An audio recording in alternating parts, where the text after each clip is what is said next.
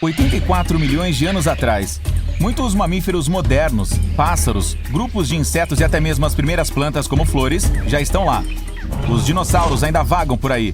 Eles têm cerca de 20 milhões de anos restantes antes do asteroide. O T-Rex, um caçador destemido, se torna o rei deles. E a Terra inclinou 12 graus. Imagine nosso planeta como uma trufa de chocolate. A casca é endurecida, o centro é viscoso, com matéria semissólida. Sua camada superior, a crosta, consiste em placas tectônicas que são como quebra-cabeças. Continentes e oceanos vêm em cima delas. 84 milhões de anos atrás, o manto e a crosta começaram a girar em torno do núcleo externo do nosso planeta. Depois voltaram. Se você visse isso do espaço, pareceria que o planeta inteiro havia tombado para um lado. Hoje, isso teria mudado a cidade de Nova York para onde fica a Flórida. Digamos que o nosso planeta seja como um peão. Ele gira perfeitamente se o peso na parte superior for distribuído uniformemente. Mas se você mover parte do peso para um lado, ele se inclinará. Isso pode ter sido causado pelo movimento das placas tectônicas e uma delas ter afundado sob a outra. Podemos estar bebendo água mais velha que nosso sistema solar. Alguns cientistas acreditam que a água que temos na Terra pode ter vindo de partículas de gelo que estavam flutuando em algum tipo de nuvem espacial há mais de 4 bilhões e meio de anos. Lagos nem sempre são calmos e relaxantes. Eles também podem explodir.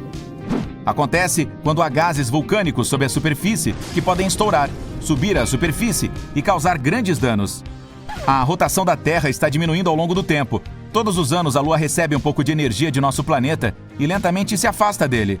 Essas duas coisas estão tornando nosso dia mais longo, mas muito lentamente, cerca de 1,4 milissegundo a cada 100 anos. Isso significa que quando os dinossauros estavam por perto, o dia durava 23 horas. O nosso planeta costumava ser roxo. Uma teoria diz que os micróbios antigos não dependiam da clorofila para absorver o sol, mas de moléculas diferentes. Eles absorviam a luz verde e a refletiam de volta em uma bela cor roxa. Toda vez que você der um mergulho no mar, lembre-se de que está nadando acima de mais de 700 trilhões de dólares em ouro. Não no fundo do oceano, esperando que alguém o pegue, mas em minúsculas partículas dispersas na água. O lugar mais profundo do nosso planeta é a Fossa das Marianas, um local no Oceano Pacífico 11 mil metros abaixo do nível do mar. Mas o lugar mais profundo que não é coberto pelo oceano é a Antártida. Tecnicamente, está escondida abaixo de camadas espessas e profundas de gelo. Fica a mais de 2.500 metros abaixo do nível do mar. 60 toneladas de poeira caem do espaço para o nosso planeta todos os dias. Você provavelmente inala uma boa quantidade dessa sujeira cósmica enquanto vai para o trabalho. Isso inclui poeira, pequenas partículas de cometas, meteoritos e alguns outros corpos espaciais. Dalol, na Etiópia, é o lugar habitado mais quente do nosso planeta. Entre 1960 e 1966, a temperatura era de 41 graus e, mesmo no inverno, chega a 37 graus em média.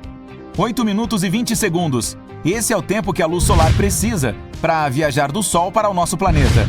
Ainda não é muito comparado ao tempo de viagem até Plutão, 5 horas e meia. Quase 100% da água doce que temos no mundo é mantida em mantos de gelo e geleiras. Mas mais de 96% da quantidade total de água da Terra está nos oceanos. A Terra é como uma espécie de grande ímã. O núcleo interno é, na verdade, uma esfera feita de ferro sólido, com ferro líquido ao redor. Todas essas variações e mudanças de densidade e temperatura criam algum tipo de força, que faz com que o ferro produza correntes elétricas. Elas são alinhadas pelo giro do planeta e juntas criam um campo magnético. Existem muitas estrelas na Via Láctea, 100 bilhões, mas muito mais árvores só em nosso planeta, cerca de 3 trilhões. Você pode dizer a idade da árvore para a qual está olhando pelos anéis. Eles também podem indicar mais sobre as condições de um determinado ano. Quando esses anéis são finos, houve uma seca, enquanto os grossos dizem que foi um período de chuva. A Terra é um planeta mágico onde até as rochas podem andar, pelo menos algumas delas, no Vale da Morte, Califórnia. Elas deixam rastros, então é possível ser registrado o caminho por onde passaram. Algumas das rochas maiores deixaram rastros de até 460 metros de comprimento. As de fundo liso vagam sem rumo, enquanto aquelas com superfícies ásperas tendem a deixar rastros retos. O mundo que nos rodeia consiste em átomos e eles parecem ser sólidos. mas 99,99% deles são apenas espaço vazio. Um átomo é apenas um núcleo muito pequeno e uma nuvem de elétrons ao seu redor. Esses elétrons são partículas, mas agem como ondas. Eles não existem em um ponto, mas estão espalhados por uma gama de probabilidades e ocupam muito espaço. Pegue o vazio em nossos átomos e todos os humanos caberiam em um espaço realmente apertado, como o volume de um cubo de açúcar. A Austrália está se movendo lentamente para o norte, 7 centímetros por ano, por causa dos movimentos tectônicos. A região está no topo das placas tectônicas continentais, que se movem mais rápido que as outras. Você precisaria de 400 mil luas para atingir o nível de brilho do Sol. Parece muito no início, mas a Lua apenas reflete a luz que vem do Sol. Ela não tem luz própria. E mesmo isso não é suficiente. Seu brilho depende do ângulo exato entre o Sol, a Lua e a Terra. O planeta em que vivemos costumava ter 2 luas, ou pelo menos alguns cientistas acreditam que sim. Eles calcularam que o lado da Lua voltado para a Terra é relativamente plano e baixo, enquanto o outro é muito mais espesso. A teoria diz que costumava haver uma segunda lua que colidiu com o lado mais grosso. Alguns acreditam que ainda há uma segunda lua. Pode não ser um corpo espacial gigante, que podemos ver claramente no céu, mas algum tipo de pequeno asteroide puxado para a órbita terrestre. O ar não consiste principalmente de oxigênio.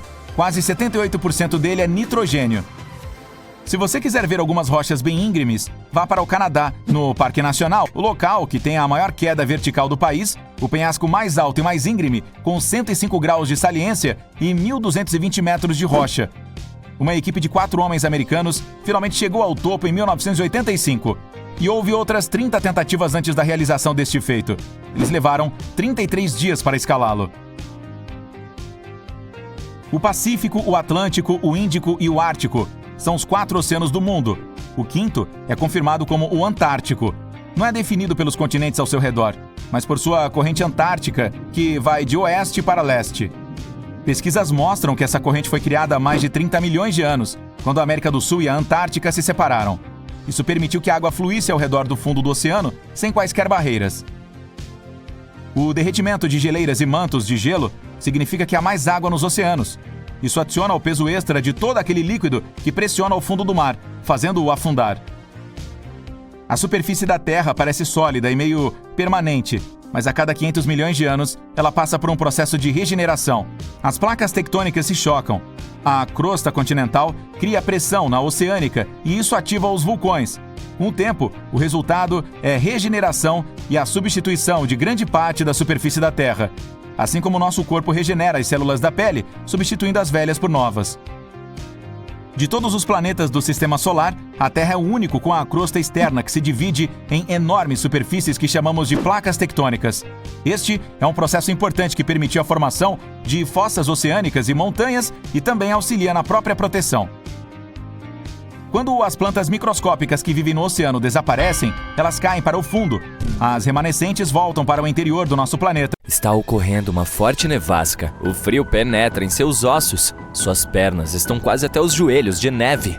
Joe Labello, um caçador experiente, avança pela floresta, cobrindo o rosto contra o vento contrário. Qualquer outra pessoa já teria caído e gritado em desespero. Mas não Joe Labello. Ele consegue sobreviver em qualquer circunstância e sempre sabe o que fazer. Neste momento, está se dirigindo a um dos vilarejos no extremo norte do Canadá. Esse pequeno povoado está localizado no lago Angikuni. Os habitantes dali são inuites, povos indígenas da América do Norte. Joe não come nem bebe há muito tempo. Ele precisa dormir bem e comer uma refeição quente, o que espera conseguir com os hospitaleiros inuites. Por entre as árvores e uma névoa branca, o cara percebe as silhuetas das tendas. A fumaça está saindo de algumas casas. Joe provavelmente chegará a tempo para o almoço. Ele alcança a aldeia e, neste momento, o vento se acalma. A nevasca terminou. O caçador acelera e vai em direção à vila, situada ao longo do lago congelado. É estranho, mas não há habitantes em lugar algum. Provavelmente todos estão sentados em suas casas esperando a nevasca passar. Alô! Joe diz em voz alta, mas não obtém resposta. Ótimo! A fumaça está saindo da tenda. Joe bate na parede, mas ninguém abre. Então bate mais algumas vezes e entra. A pequena tenda está vazia. Todas as coisas estão em seus lugares. Há um pedaço de tecido com agulhas e linhas sobre a mesa.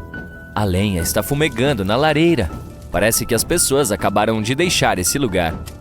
Joe entra na tenda seguinte e vê o mesmo quadro. Tudo está no lugar, mas não há ninguém. Joe passa pelas tendas e vê um poço onde antes havia uma fogueira.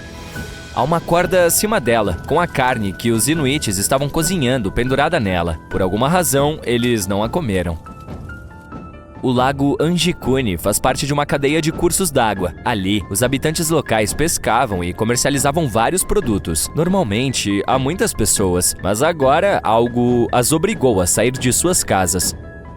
Por que elas deixaram suas coisas para trás e para onde foram? Não há rastros ao redor da aldeia. Todos os trenós estão no lugar. Os inuites até deixaram seus cães, que os ajudam a caçar e a andar de trenó. Ninguém abandonaria roupas quentes e cachorros ao ir embora, especialmente em condições climáticas adversas. Joe Labelle sabe de tudo isso e conclui que algo terrível aconteceu. Seu corpo está tremendo, não de frio, mas de medo. Depois de percorrer todo o assentamento, ele não encontra uma única alma viva. Aterrorizado, sai da aldeia, dirige-se ao posto telegráfico mais próximo e envia uma mensagem à polícia. Depois de um tempo, mais e mais pessoas chegam. Os policiais estão tentando encontrar rastros de desaparecidos e descobrir o que aconteceu, mas não há nada. Perto da aldeia, encontram um túmulo vazio.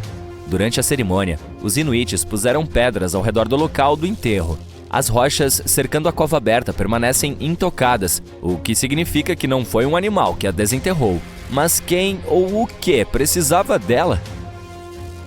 Cerca de 30 moradores viviam na aldeia e todos desapareceram. Os dos vilarejos vizinhos não podem ajudar, pois não têm ideia do que aconteceu.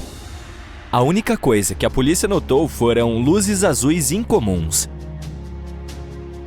Nessa área, as luzes do norte são um fenômeno comum. Quem vive ali vê regularmente um brilho no céu estrelado. Mas a polícia viu outra coisa: luzes azuis pulsantes. Além disso, outros caçadores testemunharam algo semelhante. Eles dizem que algumas coisas estranhas estavam voando no céu. Tudo isso ocorreu em 1930. Já se passaram mais de 90 anos desde o desaparecimento da aldeia e várias teorias foram criadas. A mais popular é um ataque de uma civilização extraterrestre. De acordo com ela, as luzes azuis no céu que os habitantes locais e a polícia viram eram naves espaciais. Há quem acredite que, em uma noite sinistra, essas naves voaram até o assentamento e levaram todas as pessoas. Além dessas versões de ficção científica, havia também outras mais realistas. Os usuários da internet descobriram que Joe Labelle não tinha licença para caçar. Talvez ele não fosse um profissional e tenha inventado tudo. Mas naquela época, muitos caçadores não tinham licença, portanto as palavras de Joe podem ser verdadeiras. Mas se tentarmos descobrir de onde vieram todas essas informações, veremos que as fontes primárias foram livros e alguns artigos de jornal da década de 30. Mas nenhum pode confirmar se a misteriosa história do lago Anjikuni é verdadeira. Talvez tudo tenha sido inventado. Agora vamos deixar as neves do Canadá e seguir para as planícies quentes da Índia. Nesse grande país, há um vilarejo sinistro onde as pessoas também desapareceram sem deixar rastros. Isso aconteceu na primeira metade do século XIX. Mesmo assim, os habitantes locais evitam esse lugar até hoje porque acreditam que forças malignas invisíveis vivem lá. Vamos dar uma olhada e descobrir o que aconteceu com Kuldara. Ele fica no distrito de Rajasthan. Para chegar lá, é preciso pegar um táxi direto até a cidade ou vila mais próxima. O vilarejo fica longe de outros povoados e parece deserto. Há apenas ruínas. Parece que os arqueólogos recentemente escavaram esse lugar do chão e o deixaram aqui. Mas essa não é uma cidade antiga. Foi abandonada há mais de 200 anos. Porém, até aquele momento era próspera. Kuldara era um vilarejo grande. Seus habitantes eram, em sua maioria, agricultores. Eles vendiam seus produtos agrícolas. E então, em uma noite, tudo mudou. As pessoas abandonaram suas casas e coisas e fugiram de lá. Ninguém sabe por que fizeram isso e nem para onde foram.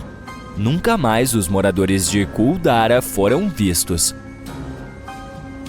Além dos turistas, quase ninguém vai para lá. Os habitantes locais têm certeza de que o vilarejo é amaldiçoado e um centro de atividades paranormais.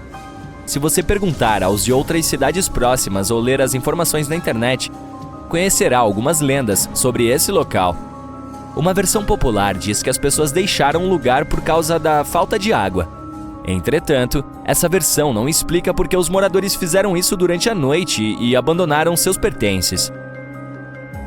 De acordo com outra versão, os aldeões escaparam para salvar a filha do chefe Kuldara. Um governante local se apaixonou e queria se casar com ela. Ele ameaçou os habitantes dali com graves consequências se a moça o rejeitasse, e lhes deu um dia para tomar uma decisão. Os moradores discordaram de tal exigência. Como sinal de solidariedade, decidiram deixar a aldeia junto com o chefe e sua filha. Mas se isso é verdade, por que ninguém mais viu essas pessoas? Elas devem ter fugido para outro assentamento. Além disso, precisavam de seus pertences no caminho para lá. As histórias de Kuldara e do lago Angikuni têm uma coisa em comum: o abandono de um lugar confortável e seguro por um motivo desconhecido. Uma história semelhante aconteceu na Irlanda, em um pequeno vilarejo na ilha de Achill. Cerca de 40 casas simples feitas de pedra e palha estavam situadas ao longo do vale da Baía de Kim. O local foi mencionado em documentos datados da década de 1830 como um grupo de pequenas construções. Hoje, porém, não resta praticamente nada dele, exceto pedaços de paredes e pequenos montes de terra. As pessoas de outros povoados não se lembram desse vilarejo, mas sabemos sobre ele graças aos registros de escritores de viagens que descreveram a incrível beleza desse lugar em seus diários. Os alunos da escola de arqueologia local tentaram encontrar as respostas. Eles iniciaram escavações e descobriram que os moradores poderiam ter deixado tudo para trás por causa da fome ou de algum... 1994. Estava escuro, então ninguém viu duas silhuetas abrindo as saídas de emergência de um complexo de cúpulas de vidro no Arizona, conhecido como Biosfera 2. Estavam determinados a libertar 7 pessoas trancadas lá dentro por um mês, arriscando suas vidas em nome da ciência. A missão foi cumprida, mas eles foram acusados de invasão de propriedade e vandalismo. Os vândalos eram Abigail Allen e Mark Van Thilo. Eles estavam entre os primeiros 8 pobres coitados que viveram naquele lugar como cobaias, e não queriam que ninguém mais passasse pelos mesmos horrores que eles haviam experimentado. 150 milhões de dólares foram gastos para verificar se os seres humanos poderiam criar condições de vida adequadas em outros planetas, como Marte. Para isso, os cientistas construíram um mini-mundo com mais de 3.000 espécies de plantas e animais. A Biosfera 2 era um habitat isolado de 3 acres, com sua própria mini-floresta tropical, uma praia particular com um recife de coral, uma savana, um pântano e até mesmo um deserto. Entre 1991 e 1993, nada podia entrar ou sair daquele lugar. O grupo de 8 pessoas trancadas lá dentro se autodenominava biosferianos, vestindo macacões semelhantes aos de Star Trek, cultivando seu próprio alimento e respirando seu próprio ar. Eles começaram com grandes esperanças e um café da manhã no estilo de um hotel 5 estrelas, mas as coisas tomaram um rumo mais sombrio com o passar do tempo. A equipe inteira estava morrendo de fome e ficando laranja. Na Biosfera 1, que é a Terra real, você pode pedir uma pizza em 2 minutos. Mas dentro da Biosfera 2, eles levaram 4 intermináveis meses para preparar uma marguerita. Eles tiveram que colher trigo para fazer a massa e ordenhar cabras para obter o queijo. A meta era ser totalmente autossuficiente, e eles se tornaram parte de uma atmosfera, literalmente. Quando expiravam, seu gás carbônico alimentava as batatas doces que estavam cultivando. E essas batatas doces se tornaram parte deles, pois estavam basicamente comendo os mesmos carbonos repetidas vezes. Eles se banquetearam com tantas batatas doces que sua pele ficou laranja devido ao excesso de beta-caroteno. O que parecia uma situação engraçada na época evidenciou um grande problema. As colheitas na Biosfera 2 foram uma decepção total e a equipe estava passando fome. Eles estavam ficando loucos de fome, e momentos de raiva repentina os levavam a fazer coisas lamentáveis, como roubar bananas do depósito no porão. Em algum momento, o freezer teve de ser trancado. Nos primeiros 6 meses, cada um deles emagreceu entre 8 e 26 quilos. Todos os dias, alguém se encarregava de pesar os alimentos frescos para o cozinheiro, registrando as informações sobre os nutrientes no computador para garantir que a equipe atingisse as metas recomendadas de calorias, proteínas e gorduras. Inicialmente, as refeições eram servidas em um estilo buffet, mas à medida que a equipe ficava mais faminta, os cozinheiros começaram a dividir meticulosamente a comida em porções iguais. Sua dieta, feita principalmente de batata doce, cenoura, frutas e ocasionalmente carne aos domingos, deveria mantê-los ativos durante aquelas exaustivas semanas de 80 horas de trabalho físico pesado. Os biosferianos estavam saindo de cada refeição ainda com fome e tinham sonhos recorrentes com hambúrgueres do McDonald's, sushi, barras de chocolate e tortas. O ar estava acabando. Todo o local era completamente vedado, com aço e vidro na parte superior e um piso de aço sólido na parte inferior. Os gerentes se certificavam de verificar tudo o que entrava para evitar que materiais sintéticos emitissem gases nocivos. As áreas de convivência eram mobiliadas com lã e madeira, e eles não podiam usar desodorantes químicos nem soprar velas de aniversário. Os biosferianos contavam com os alimentos que cultivavam e com sua mini floresta tropical para produzir oxigênio suficiente para sua sobrevivência. No entanto, eles estavam perdendo oxigênio muito rapidamente, se afogando em suas próprias emissões de dióxido de carbono. E o pior de tudo é que não tinham ideia do motivo. Com mais 9 meses de experimento pela frente, os níveis de oxigênio haviam caído de 21% para cerca de 15%, o que é como viver no topo do Monte Fuji. Eles se sentiam péssimos, estavam basicamente se arrastando pela biosfera. Não conseguiam nem mesmo terminar uma frase sem parar para respirar. Em seguida, começou a apneia do sono, e alguns acordavam com falta de ar. Para produzir os níveis de carbono dentro da Biosfera 2, eles tentaram algumas medidas desesperadas, como cultivar plantas loucamente, reduzir a irrigação do solo o máximo possível e até mesmo desistir de cultivar. Como nada funcionava, todos concordaram que haviam atingido um ponto perigosamente baixo e pediram ajuda. Caminhões refrigerados apareceram para bombear oxigênio puro para a Biosfera 2. Assim que o gás começou a fluir, eles caíram na gargalhada e começaram a correr. O ecossistema estava uma bagunça completa. Os beija-flores e as abelhas desapareceram depois de alguns meses, de modo que as plantas não estavam mais sendo polinizadas. Minhocas e ácaros atacaram as plantações e as baratas assumiram o controle. 4 espécies de baratas foram levadas para dentro para reciclar a matéria orgânica, mas a barata doméstica comum foi a última sobrevivente. De alguma forma, elas entraram sorrateiramente e se multiplicaram, tornando-se uma séria ameaça às plantações. À noite, a cozinha ficava cheia de baratas assim que as luzes se apagavam. Para combater a infestação, o grupo untava canecas de café com lubrificante e colocava pedaços de mamão dentro delas como isca. As baratas subiam em seu interior, mas não conseguiam escalar as laterais escorregadias para escapar. Passar fome, não ter oxigênio, lidar com infestações de insetos, isso é o suficiente para enlouquecer qualquer um. Discussões acaloradas levaram a copos sendo jogados e pessoas sendo cuspidas. Por fim, o grupo inteiro se dividiu em 2. Eles pararam de se falar e podiam passar um pelo outro nos corredores sem sequer fazer contato visual.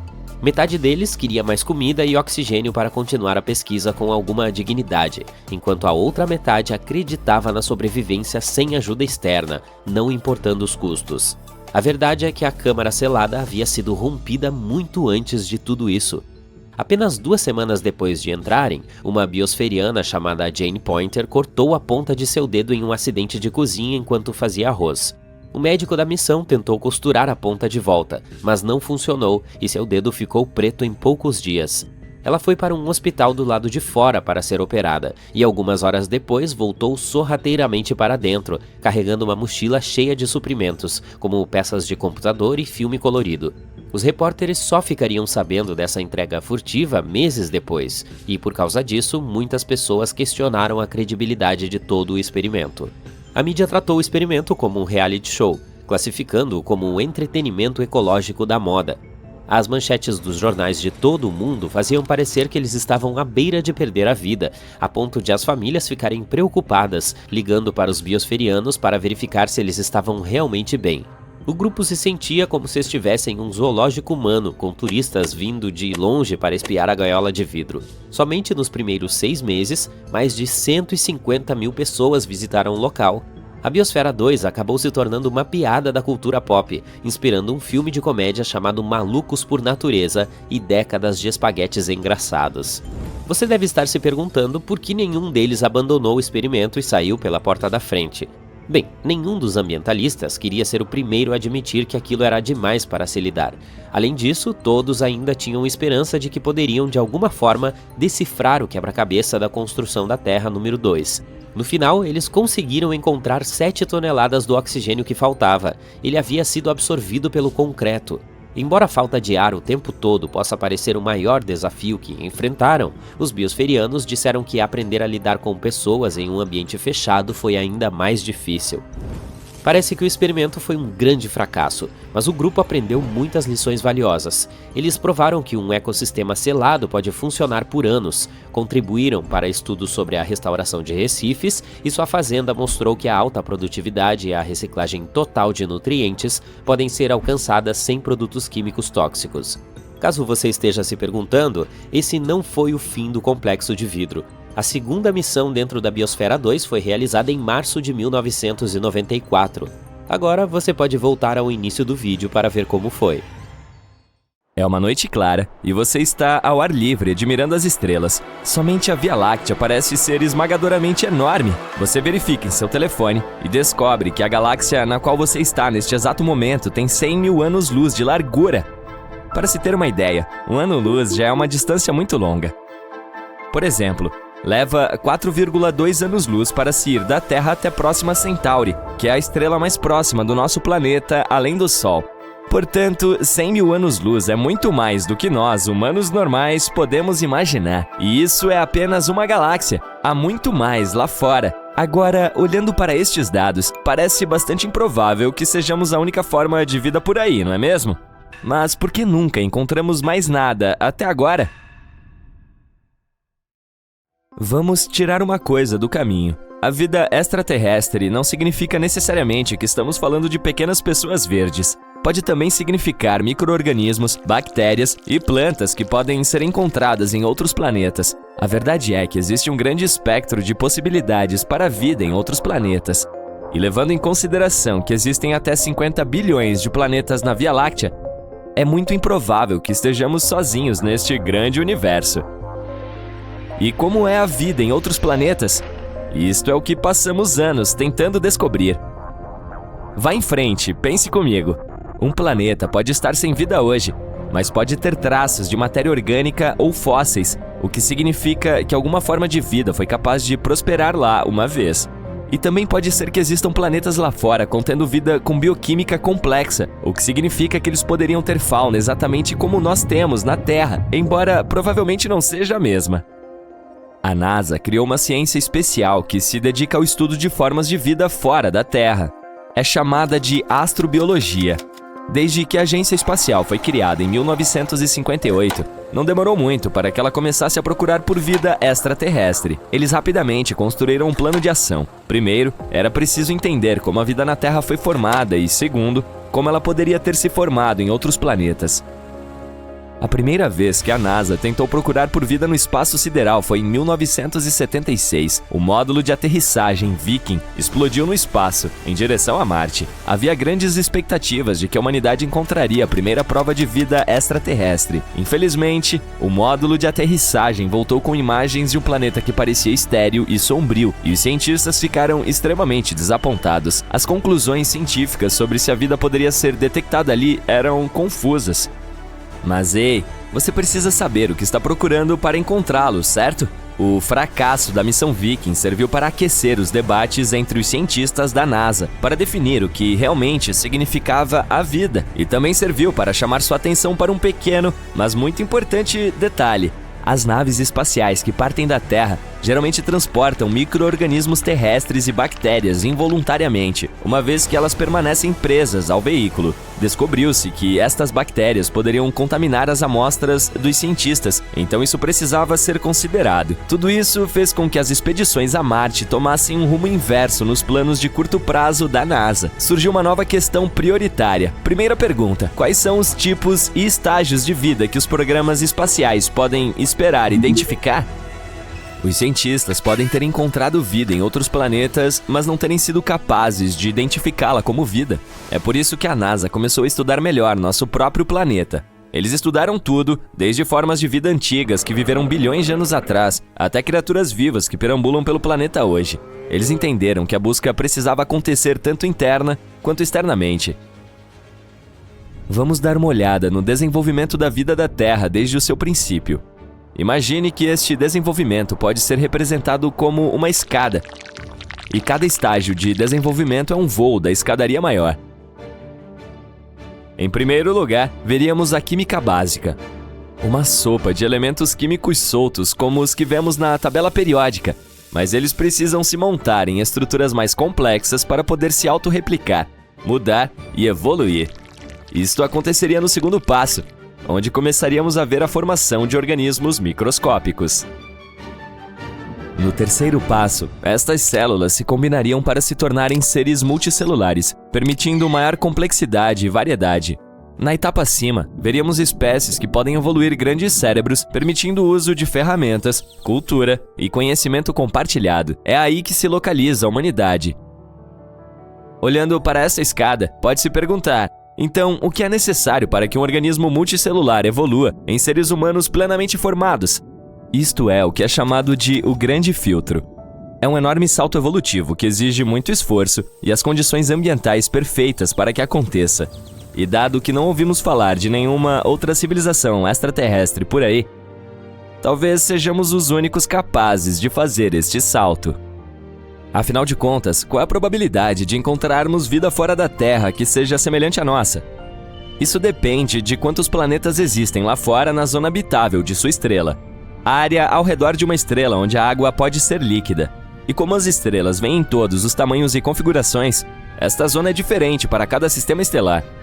Mas esse não é o único critério que conhecemos para a existência da vida. Normalmente procuramos 3 coisas para detectar a vida: água líquida, metano e oxigênio. A água é o que permite a mistura e a conexão de componentes químicos, formando seres multicelulares. O metano é produzido pelo processo de decomposição feito por bactérias e o oxigênio é o subproduto da respiração das plantas. Estes são alguns dos sinais indicadores que o telescópio James Webb foi programado para procurar. Esse telescópio tem objetivos ambiciosos que podem revolucionar a ciência espacial. Suas principais prioridades são detectar formas de vida através do estudo de pequenas galáxias orbitando a Via Láctea. Ele também procurará as estrelas mais antigas do universo, tentando coletar dados sobre a origem do próprio universo. Isso é impressionante!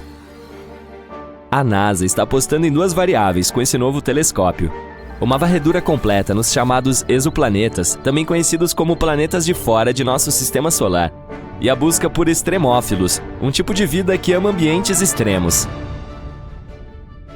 Os extremófilos foram descobertos pela primeira vez no planeta Terra nos anos 60, no fundo do mar, perto das Ilhas Galápagos. Os cientistas encontraram micro-organismos que vivem ao lado de respiradouros hidrotermais que pontilham o fundo do mar sobre essa parte do mundo. Crescer em lugares como estes, com temperaturas extremas acima de 370 graus Celsius, exige muita resistência. Quero dizer, você consegue imaginar o calor? Esta descoberta foi um ponto de virada para o campo da astrobiologia, pois os cientistas entenderam que a vida poderia sobreviver em condições extremamente severas, semelhantes à atmosfera disponível em vários exoplanetas. Mas, ei, a vida pode aparecer em nosso próprio bairro se tivermos sorte. Guiada pelo mantra "siga a água", a NASA está lançando 2 importantes missões dentro do nosso sistema solar que podem contribuir em grande parte para a busca de vida extraterrestre. Você se lembra de Júpiter, certo? É o gigante de gás que tem uma lua conhecida como Europa. Há alguns anos, os cientistas descobriram que Europa tinha um oceano escondido atrás de camadas de crosta gelada. E há ainda mais. De acordo com pesquisas, a água na Europa é salgada, muito parecida com a que temos em nosso planeta. Europa é um grande candidato à detecção da vida, mas a missão Europa Clipper não tem como objetivo tentar identificar isso. Ao contrário, ela orbitará a Lua e reunirá o máximo de informações sobre suas condições atmosféricas. A outra missão ligada à Lua é a Dragonfly, um quadricóptero que explorará a Lua de Saturno, Titã. O lançamento está programado para 2027 e só chegará à órbita de Titã por volta de 2034. Ela irá mostrar e examinar uma série de locais promissores ao redor da Lua gelada de Saturno e, quem sabe, encontrar algumas novas informações sobre a vida extraterrestre. Vamos ver o que acontece, mas eu diria que nunca estivemos mais perto de uma grande descoberta do que estamos agora. Olá, terráqueo! Se você acha que é especial porque vive no único planeta habitável, pense novamente. O que torna um planeta adequado para a vida? Uma série de fatores, como ele próprio, seus vizinhos e a estrela que orbita. Um mundo habitável é basicamente aquele que pode sustentar a vida, com coisas como acesso à água, fontes de energia e nutrientes. A Terra, por exemplo, está no ponto ideal conhecido como zona habitável, onde pode haver água líquida em sua superfície. Mas o fato de estar nesse ponto não significa automaticamente que um planeta seja habitável. Fatores como níveis absurdos de radiação podem torná-lo inabitável, mesmo que tenha a temperatura certa. Portanto, a conclusão é de que precisamos de água, algo para orbitar e um conjunto de nutrientes de origem química que pode ser encontrado na tabela periódica dos elementos de Mendeleev ou naqueles salgadinhos que você compra. Veja este exoplaneta chamado K2-18b. O termo exoplaneta não significa que ele seja exótico, apenas afirma que está localizado fora do sistema solar.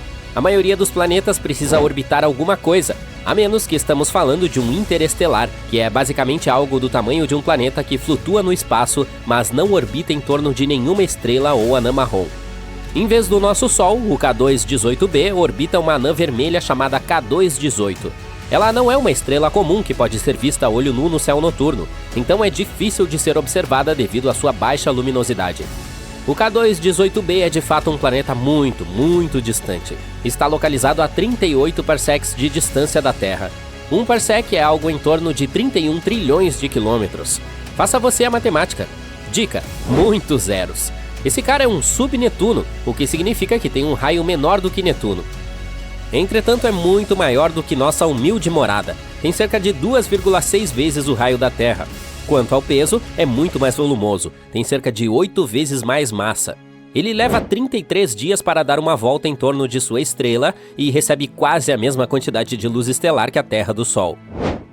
Esse planeta tem uma intensidade de luz 1,28 maior que a da Terra e temperatura de equilíbrio de menos 2 graus Celsius. Não, isso não significa que se pareça com Nova York em janeiro, apenas nos dá uma ideia da temperatura teórica de lá.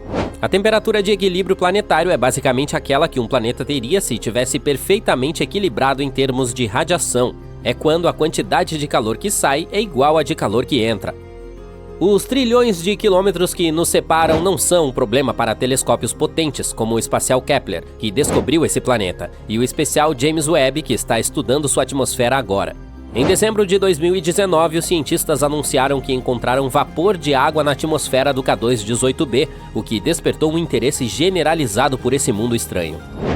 4 anos mais tarde, o James Webb detectou dióxido de carbono e metano circulando no ar desse carinha. O dióxido de carbono é basicamente nosso melhor amigo aqui na Terra. Os seres humanos precisam dele para respirar adequadamente e manter o pH do sangue sob controle. E as plantas também adoram esse material, pois ele as ajuda a produzir oxigênio por meio da fotossíntese. Obviamente, não podemos sobreviver sem. O mesmo também vale para o metano. No entanto, essa pequena joia deixou alguns cientistas ainda mais entusiasmados devido à descoberta de algumas moléculas de gás de sulfeto de dimetila em sua atmosfera. Em 2013, pesquisadores da Universidade de Cambridge detectaram moléculas à base de carbono, como o metano e dióxido de carbono no K2-18b com a ajuda do James Webb. Isso pode significar que esse exoplaneta pode ter uma atmosfera rica em hidrogênio e superfície aquosa. Há um possível odor de sulfeto de dimetila, ou simplesmente DMS, na mistura. Na Terra, esse material geralmente está ligado à vida, pois é normalmente produzido pelo fitoplâncton nos oceanos. O fato de estarmos detectando indícios de DMS nesse local distante é como encontrar um bilhete dourado em uma barra de chocolate cósmica. Isso lhe dá um pouco de vontade de comer um bombom, não é? Por que o DMS é tão importante, você pergunta? Bem, ele é um pouco como um super-herói em nosso planeta, desempenhando um papel crucial no ciclo do enxofre e até mesmo afetando o nosso clima ao ajudar na formação de nuvens. E a detecção de DMS em outros planetas pode ser um sinal de vida semelhante à nossa. Parece que esse é um bom lugar com sua temperatura não tão baixa e todos os nutrientes certos para nos manter vivos. Então, qual é a sua opinião sobre a aparência geral dele? Provavelmente ele levou alguns milhões de anos para se formar. Embora as coisas possam esquentar no subsolo, isso não deve fazer muita diferença na superfície. Alguns especialistas acreditam que ele poderia abrigar um oceano de água ou lava derretida, com uma atmosfera rica em hidrogênio, semelhante a um gigante gasoso como Urano ou Netuno. Esse não corresponde realmente aos padrões da Terra, pois nossa atmosfera é composta principalmente de nitrogênio. Se houver um oceano, é provável que esteja sob uma espessa camada de gelo e rocha, o que pode interferir no clima do planeta. Quando as coisas ficam muito quentes, a linha entre o oceano e o céu se torna indistinta. Não temos certeza absoluta se há um oceano líquido em K2-18b, e é difícil vê-lo de longe. Apenas observar o tamanho e o peso não nos dará a resposta. Toda a questão do oceano de água líquida está no ar. Inicialmente pensamos que a água em um estado supercrítico era mais provável, mas novas observações apontam para um oceano líquido. Gases suspeitos como hidrocarbonetos e amônia podem estar se movendo do ar para a água se houver um oceano, o que pode indicar que não há uma linha clara entre o céu e o mar. Mas alguns especialistas dizem que um oceano de rocha derretida poderia estar fazendo o mesmo truque. Outros acham que uma configuração de mini Netuno rica em gás também poderia explicar as coisas. O telescópio Hubble fez algumas investigações e descobriu que o K2-18b tem uma atmosfera cheia de hidrogênio. Acredita-se que também pode haver algum vapor de água por lá, mas é algo um pouco misterioso. Aparentemente, o telescópio James Webb deu uma olhada e viu menos de 0,1% de vapor de água, possivelmente porque o planeta tem uma vibração de estratosfera seca. Quanto à amônia, é quase inexistente nesse mundo distante. O metano e o dióxido de carbono parecem ser dominantes na atmosfera, representando cerca de 1%. Mas não espere ver nenhum outro óxido de carbono invadindo a festa. Sua concentração é apenas uma suposição até o momento. A atmosfera de K2-18b é somente uma pequena fração de sua massa total, cerca de 6,2%, e provavelmente tem uma vibração semelhante à de Urano e Netuno. Em termos de neblina, não há muita coisa acontecendo, e as nuvens de água são um pouco misteriosas. Elas provavelmente são geladas, embora também haja a possibilidade de algumas de água líquida. Além da água, a atmosfera também poderia conter algumas nuvens de cloreto de amônio, sulfeto de sódio, cloreto de potássio e sulfeto de zinco, dependendo do que o planeta estiver fazendo. E parece que as coisas podem ficar um pouco mais agitadas no alto da atmosfera, com uma inversão de temperatura causando uma situação na estratosfera. Apenas um dia comum no espaço sideral. Até agora, os cientistas criaram vários modelos climáticos que esse planeta pode ter. Por exemplo, alguns acham que há a mesma temperatura nele inteiro, a menos que esteja girando muito rápido e a diferença de temperatura entre os polos e o Equador seja pequena. Mas até o momento é tudo especulação. A quantidade de radiação que o K2-18b recebe de sua estrela é semelhante à da Terra do Sol. A temperatura pode ser de muito fria a muito quente. A possibilidade de suportar vida depende de sua atmosfera e nuvens. Os cientistas acreditam que os micro-organismos daqui poderiam sobreviver lá, mesmo com todo o hidrogênio. Mas é difícil dizer se há vida ali, porque os gases que normalmente procuramos podem não funcionar em sua atmosfera. Os cientistas acreditam que o telescópio espacial James Webb poderá detectar diferentes marcadores de vida no planeta com observações suficientes.